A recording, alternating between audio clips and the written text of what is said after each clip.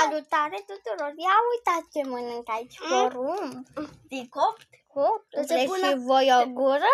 Sper că nu v-am făcut poftă. Ce până iau te și fratele meu mănâncă. Și fratele meu mănâncă.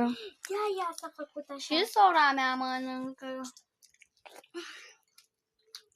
Și toți membrii de familie mănâncă porumb. Dacă trebuie să pun mai avem o găleată de porumb. Bună, v-am făcut poftă că mănânc eu porumb. Ia uite cât porumb. Dacă vreți, v-am făcut poftă.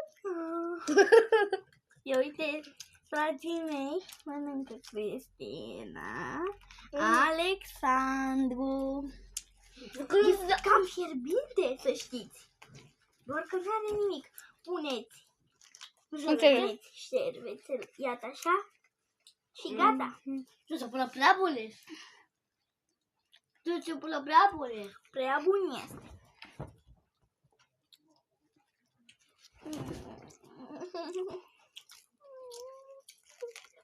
Mai avem mult.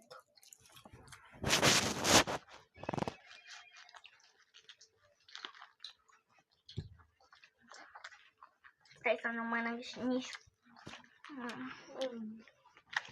Am vrut să vă anunț că mănânc porumb. Da, și eu. Pa! Și sper că v-am făcut poftă. Sper că nu v-am făcut poftă.